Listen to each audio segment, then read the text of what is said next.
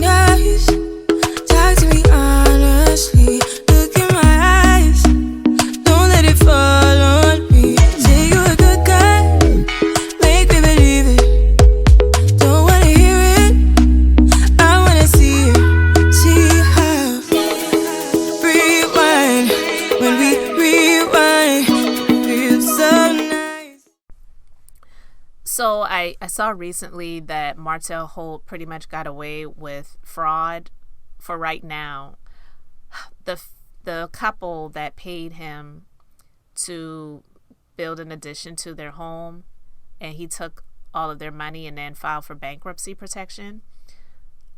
I don't know what all the details were. I just heard some of it from another content creator that was sharing the most recent ruling where the motion that the couple's attorney filed for them to be able to get some relief was denied. I guess they were pretty much saying it was a time issue. But I don't know, if they did present it in this way, but if they didn't, I don't know why they didn't present it in a way of it being bankruptcy fraud, because to me, just from the details of what the initial filing was, it sounded like to me that he knew that he was about to file bankruptcy, but he told them that, just wait and I'll get back to you. But he took their money, and then he put the money that he was given by them to do the work that he was supposed to do in the bankruptcy filing. And to my knowledge, the money that he was given by them would have been for the work, meaning the labor, and the materials. So wouldn't that be seen as bankruptcy fraud? I don't know how they didn't present it in that way, because to me, it's not like he had a credit card and some loans, and whatever, and he filed for bankruptcy protection because he couldn't continue to afford to make the payments. And then, all of this just gets rolled up into the bankruptcy protection filing. No. This was money that he was given in exchange for work and for materials. So why is it that he couldn't have still done the work just because he was filing for bankruptcy protection? He couldn't do the work. He couldn't buy the materials. The money, I thought, was for the work and the materials. So to me, it just sounds like something wasn't filed correctly, or they didn't present it in the right way. I was a legal assistant many years ago. I never practiced in bankruptcy law, so I don't know all of the details when it comes to that.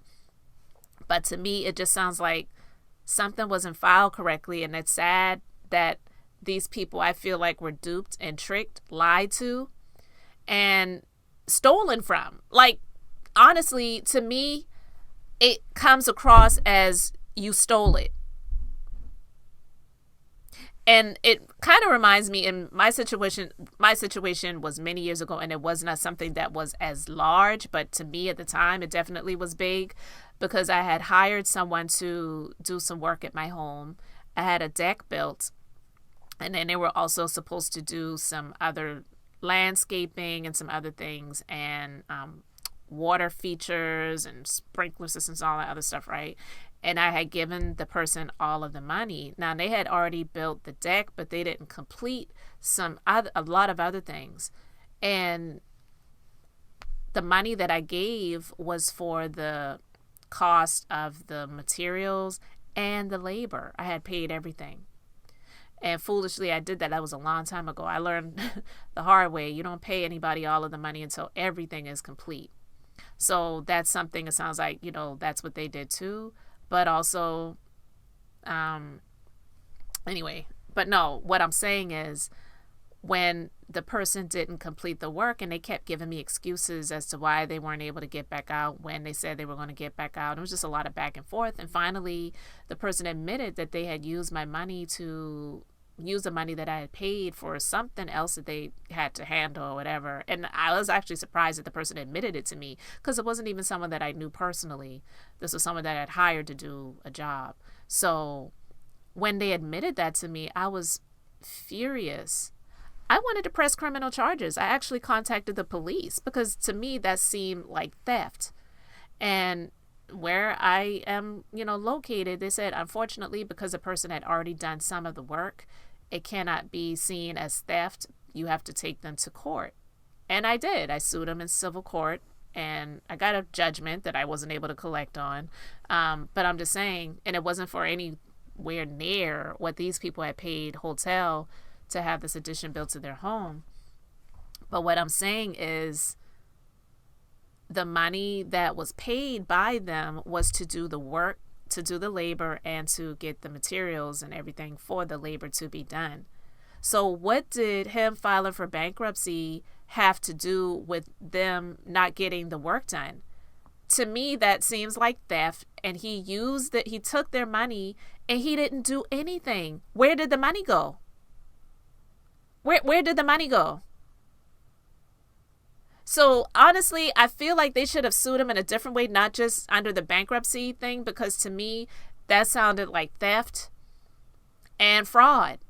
And so, again, I don't know if there are any other loopholes that they can find, because just because he filed for bankruptcy, I don't feel like they should be seen as a creditor because they paid him to do a job, and all he had to do,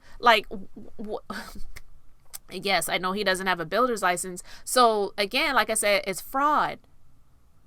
I don't feel that the bankruptcy protection should protect him, because he took money knowing that he didn't have a builder's license. So that being said, why should bankruptcy protection protect him when he fraudulently took their money knowing that he didn't have a builder's license to be able to do the work that he was doing?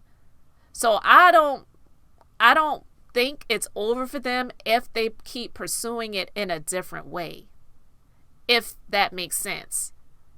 If I were them, I would see if I could file criminal prosecution against him for that, because I believe that presenting yourself as someone who is licensed to do work that you are supposed to be licensed in order to do it in your state, and you are not able to do it and you're not licensed, I do believe that that is at least a misdemeanor, if not a felony. I don't know what the rules are in Alabama, but if I were them, I would really be seeking my assistance in other ways to get satisfaction and justice against him, because Martell is a crook. In my opinion, he is a crook.